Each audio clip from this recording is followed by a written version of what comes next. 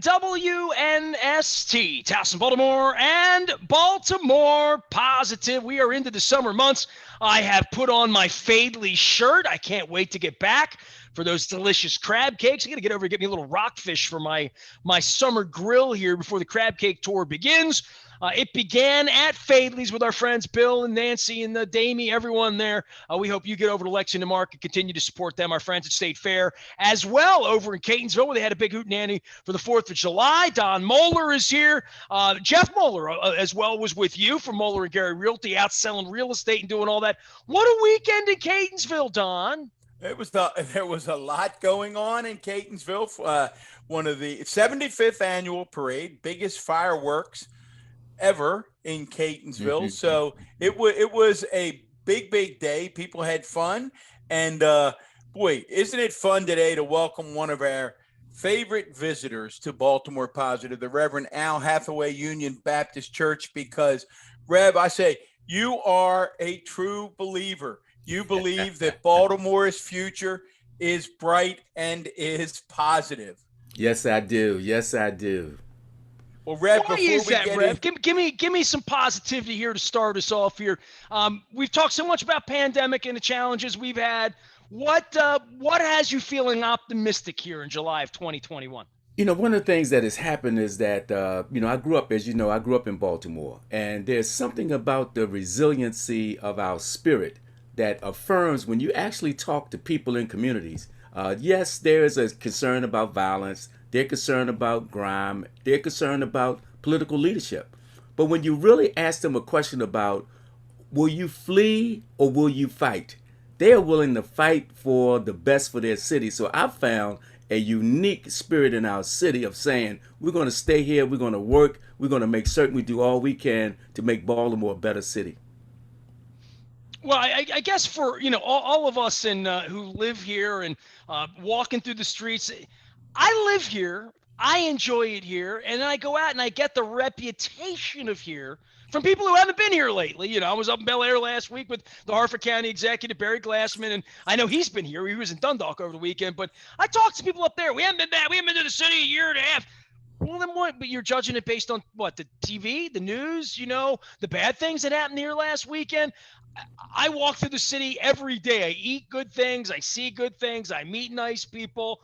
I was in New York last week. I saw bad things there too, right? And good things there. But for the reputation of the city, for those of us who are living here and being here every day, I still love it here. I still see many, many awesome things that I do on a daily basis here. Let me give you an example. I was at my church the other day. A lady called up. She had just lost her nephew, and she was extremely upset with the church, with myself, with just blaming everybody about what had actually happened to her relative. And then when I began to probe her and began to find out, I found that there was just a general sense of frustration, that these things are overwhelming, that we're not able to do anything. And then I reminded her that you did call the church. You did call a place that even as you were expressing yourself, there was an ear here to listen. And I think that's one of the things that I found, a kind of empathy that's in our city that I think is going to bode well for us as we go in the future.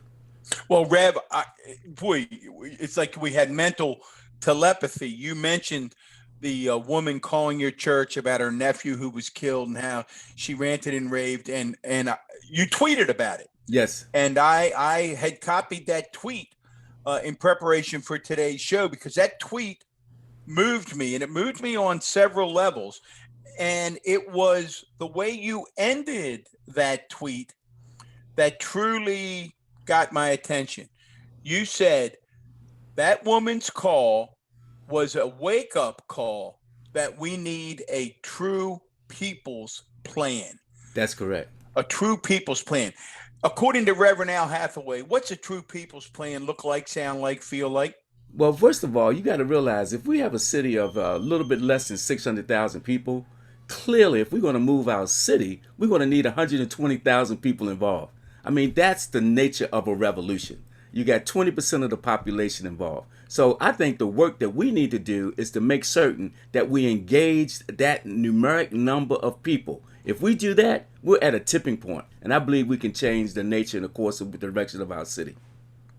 Well, let's pick up on that, Rev. We're going to get to Okay. the exciting project related to Thurgood Marshall, I promise. But since we've started in this area, you talk about the 120,000 people. You talk about the People's Plan. Yes. I want to give you a moment to update people on what I Yes. think's the most.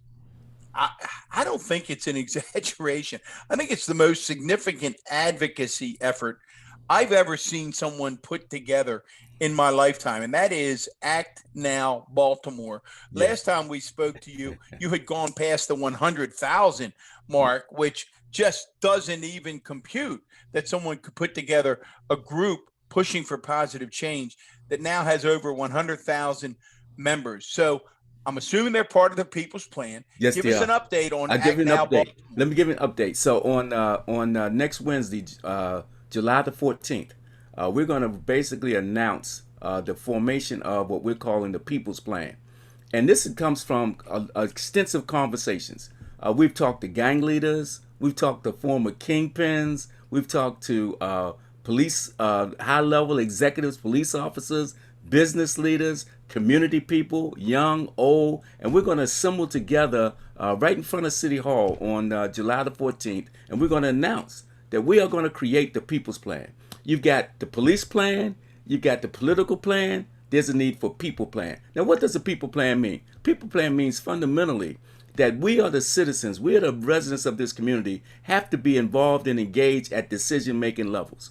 There's a lot of policy that happens that has impact in the community without any input. I mean, for example, you have just the relaxation of certain crimes that are nuisance crimes in neighborhoods. Now, a person might say, hey, that burns up a lot of our activity, that's minor, but it's major in a community when you have people walking up and down the streets, creating havoc in the neighborhoods that you live when they themselves don't live there. Yeah, So I think public urination. Hey, Rev, public urination may seem like a minor thing to someone who's trying to prosecute it, right? But if it's on your doorstep, it doesn't feel minor, right? no, it's not minor at all. It's a major impact on one's quality of life. So part of what we're going to do with the People's Plan, we're going to work together, and this I'm going to need the prayers. We're going to try to create a truce between some of the gangs around them curtailing and minimizing some of their activities that's leading to some of the violence. The other part is that we're going to do is that we're going to use the expertise of very knowledgeable police officers to help this police commissioner who is not from this city, who's a good guy, but just does not have the relational capital to make things happen in the neighborhoods and communities. So we're going to leverage our relational capital to make things happen in local communities. And then the third thing that I think is very important is that you have to have what you call places of refuge. Where do you come to have conversations when you feel, people call it mediation, people call it intervention, but you've got to have places where people can come where they can say, hey, this has gotten to the boiling point, I'm about to bust, hey, I need to talk to someone. So we're going to create those kinds of places in the local communities. Reverend Al Hathaway joining us here as always. And, Rev, I have kid you now. It's been almost 3 years since we got together over at Jennings, I think is where we met, Yes, it under was. the Paradise sign. And I said, you're the guy they put on the news for 15 seconds after there's been a tragedy to try to make sense of it. And having gotten to know you better and giving you more oxygen in all of this, I certainly hope that those people that reach to you will be reaching to you next week in the media and otherwise to try to spread this, dare I say, gospel of what you're trying to put forth here. I would not push back, but also offer, isn't this what we vote for people for? Isn't this why we have elected officials?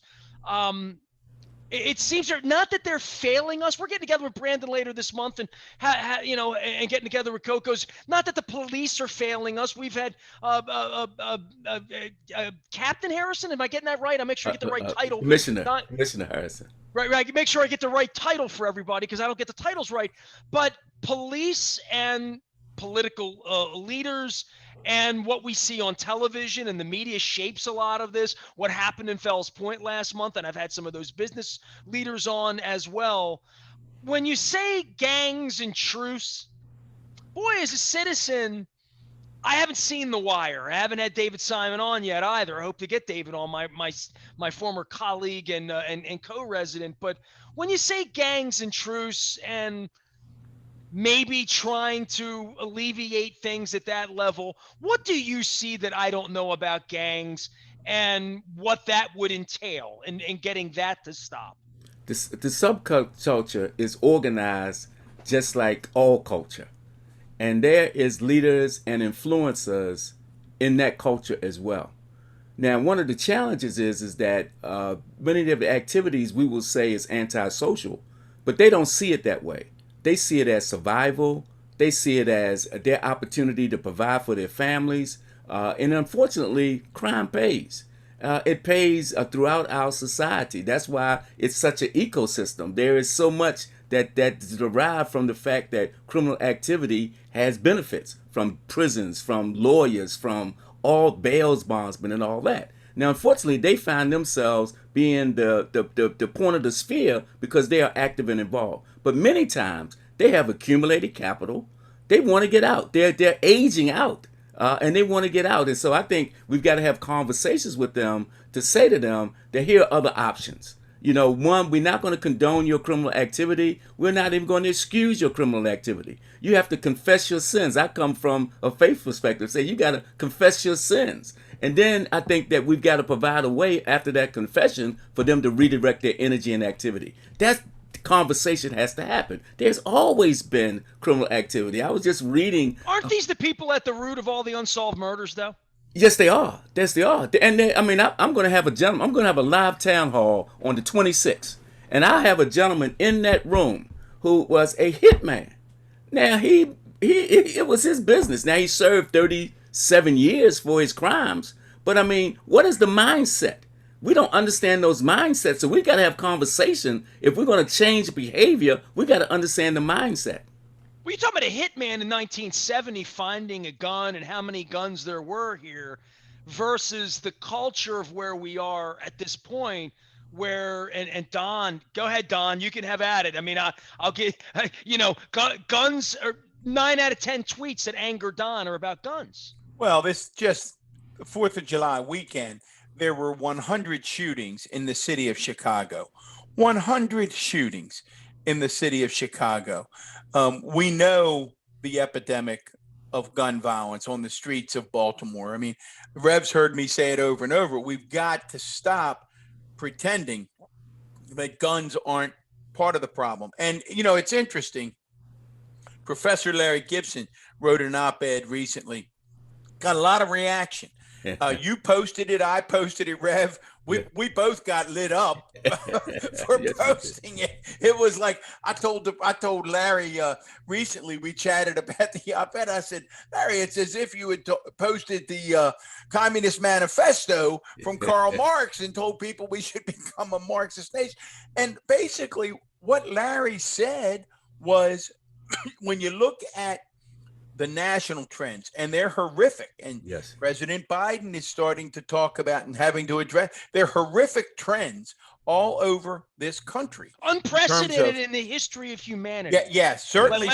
This isn't us against how they're doing it in China or Russia or No. how we used to do it. This is like if they had statistics back during Viking expeditions, you know, in the history of ever, we have nothing but weapons to kill each other. In Chicago, the police basically put out a statement on 4th of July weekend that they wanted folks to know, don't come down to say we've lost control of the city, that the criminal element had taken control of Chicago, Illinois. Targets and Walmarts and other commercial entities like that have decided to permanently, at least in the short term, change their operating hours and close at 5 o'clock in the evening. This is dramatic all across the country. Yes. And what Professor Gibson was saying was not, and he's written now a follow-up op-ed in the Afro saying, look, one homicide's too many. 300 is certainly too many.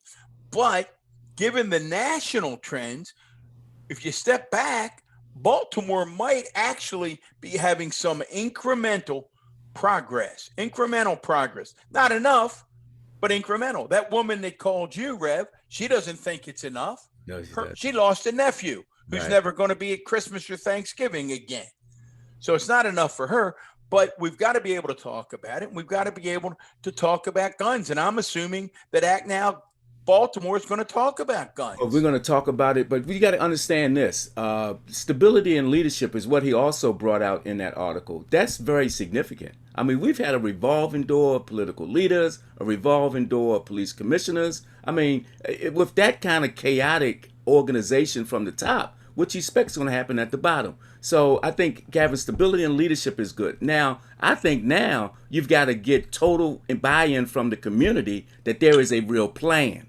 And that's one of the challenges that people in community see. They don't see a plan. It's a micro processing plan. We're going to go after guns. I mean, come on. How do you stop a manufacturer that's manufacturing guns at an alarming rate? I never forget when Beretta was here and I went to their factory.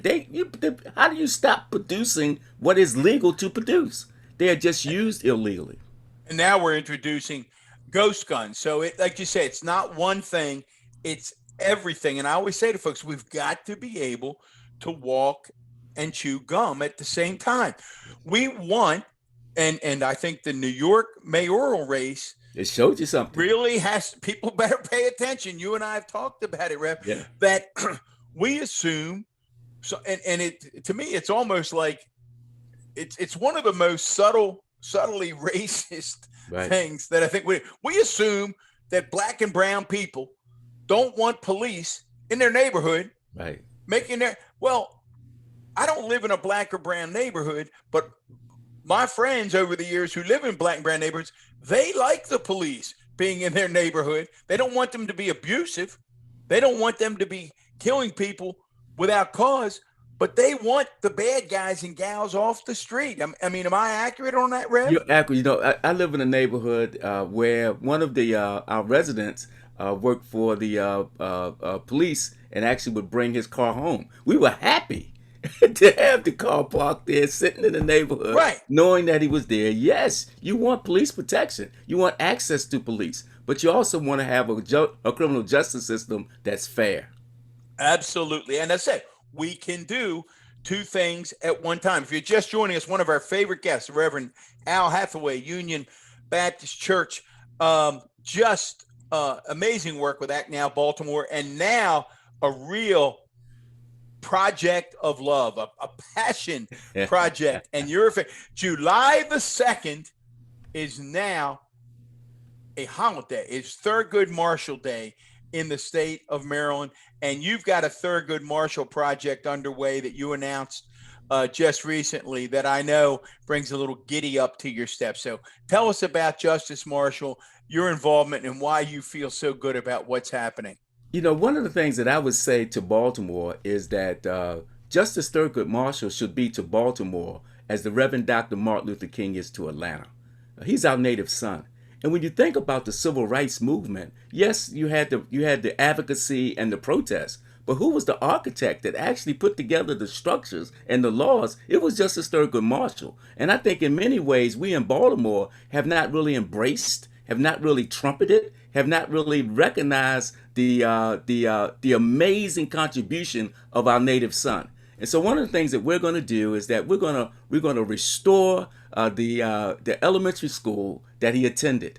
He attended there for 8 years, and then the rumor has it that when he would be punished, they would give him a constitution, and he'd have to recite and read the U.S. Constitution. Just think about education. This was one of the excellent educational facilities, PS 103 at 1315 Division Street. But more than that, it was designed by George Fredericks. Now, people say, well, who's George Fredericks? Well, Well, hey, first thing for me, for 13, 15 division, I got to Google. Whoa, where is that? Now, I've lived here a long time. First thing I want to know is where are we going? that's in Upton in West Baltimore, historic African American district. It is a school. 13, 15 Division Street. I'm taking a look at right where we are here. All That's right. right. So right, Pennsylvania Avenue. I got you. Okay. South of Penn North. That's right. Southwest of Bolton Hill. Oh Not man, far you from got it. here. You got it. You got it, man. That's going to become the destination place. So I'm glad you got it on your Google map now. So you're right in the McCullough Homes area then. Yes, yes, yes, yes, yes. But just think about this. Here was a school built in 1877. So it's one of the oldest schools in the city of Baltimore. And as I said, it was designed by George Frederick. George Frederick designed Baltimore City Hall. George Frederick designed Baltimore City College. George Frederick.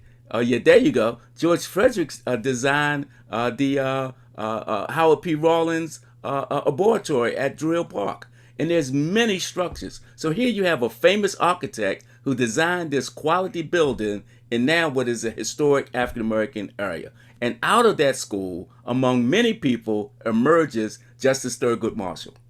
Now, if that's not a sign that God can do anything exceedingly above all that we could ask or think, that is it. That a young man right in that neighborhood goes out and becomes the architect of the civil rights movement in Baltimore City from a legal perspective. Well, I just Googled this, Rev, and Martin Luther King Boulevard is like 3 blocks away. We got to get a Thurgood Marshall Boulevard or something. Yeah, one of the things there, that we're right? talking about now, one, we've made the push to have this become a state holiday, and you're going to find each year that this will be our Independence Weekend. You start with Martin Luther King, with Justice Thurgood Marshall on the 2nd, then you have the 4th of July celebration. And to think about it, people talk about the Declaration of Independence. Well, it was voted on December the 2nd. It was signed on July the 4th. It was voted on July the 2nd, and then it was signed on July the 4th. So here you have Justice Thurgood Marshall born on the day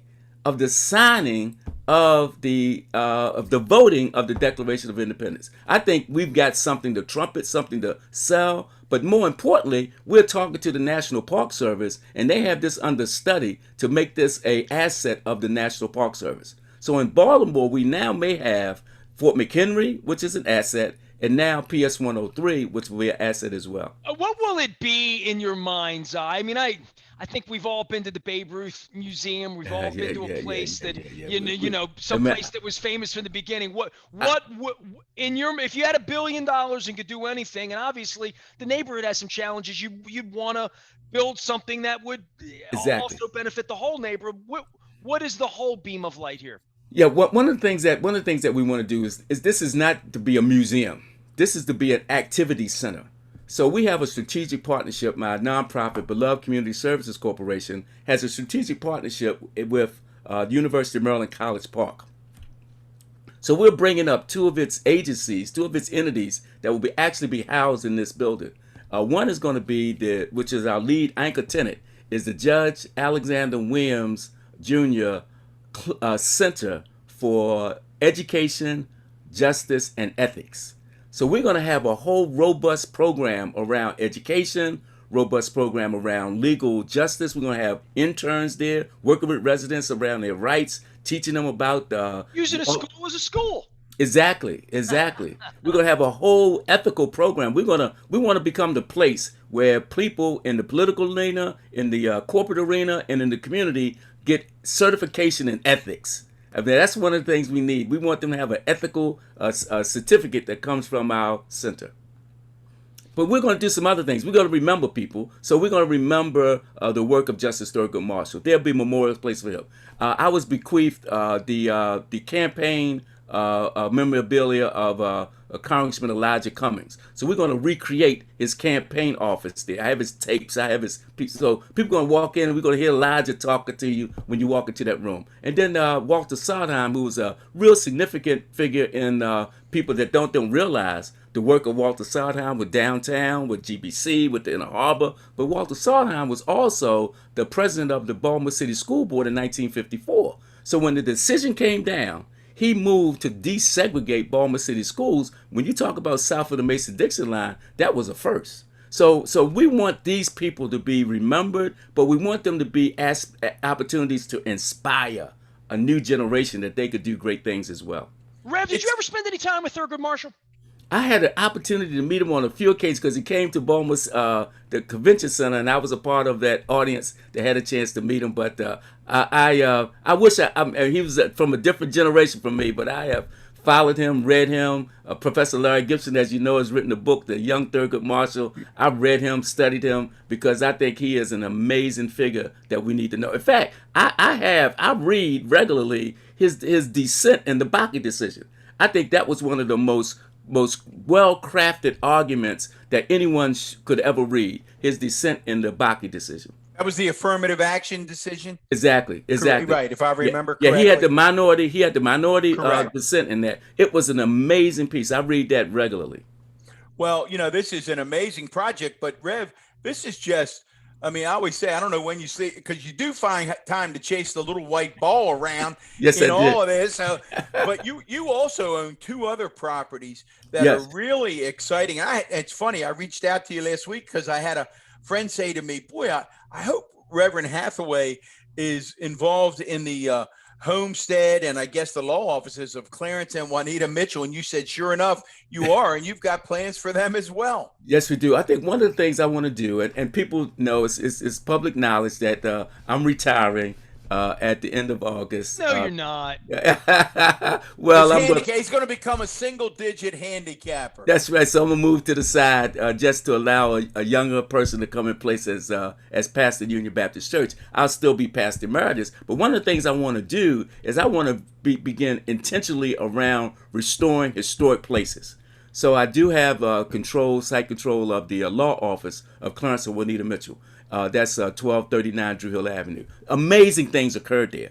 I mean, amazing things happened there. They had these big Westminster windows. You walk by, they had pictures of famous people that they interacted with. It was an inspirational place. And then I also have the control of their homestead, their home, which was 1324 Drew Hill Avenue. I have a picture of Mary McLeod Bethune standing on those steps. I have a picture of Eleanor Roosevelt standing on those steps. In the last days of Sister Juanita Mitchell, she was confined to a wheelchair. Her nurse, her in-home stand nurse, was Rosa Parks. So I mean, this house tells stories, and I'm going to be really proud and excited to deliver this to a new homeowner, but deliver this as a renovated and restored property.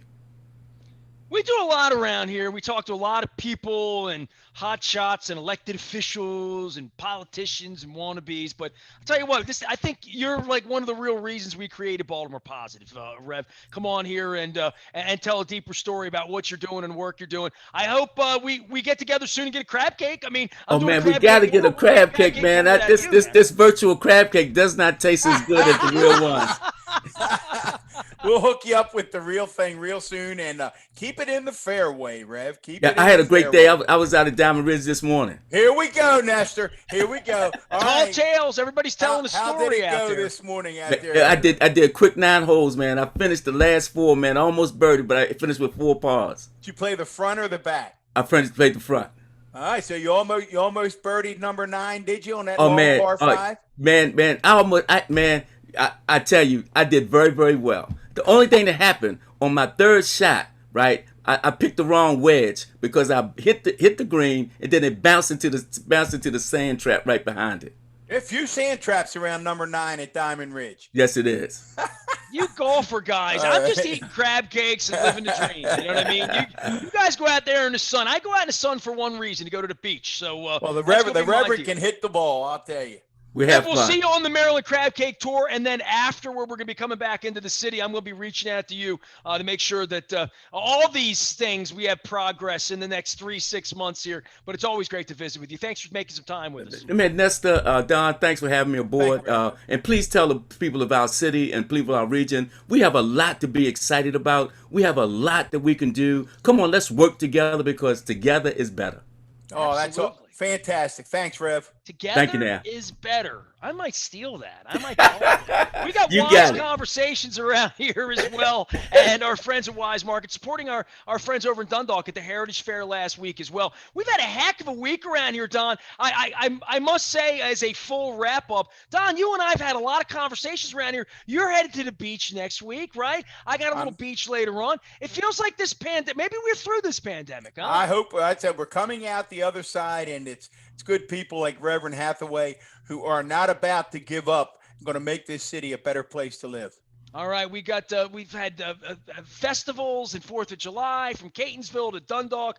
We're going down to G&M to have a crab cake in Anne Arundel County with Stuart Pittman later on in the week. And if you missed it, we were with Barry Glassman, had an unbelievably delicious crab cake at Barrett's on the Pike up in Bel Air last week. So a whole 4th of July here, a hot summer. The Orioles in last place, but the Bay Sox are hanging in. We got football on the other side. I am Nestor. He is former Baltimore County executive and my high school guidance counselor, Don Moeller, over at Dundalk High. By the way, Don, I saw Dundalk Elementary. Tell Johnny O, Colgate's coming along. I mean, It's we coming. got progress It's out almost in the there. county. We are WNST, AM 1570, Towson, Baltimore, and we never stop talking. Baltimore, positive.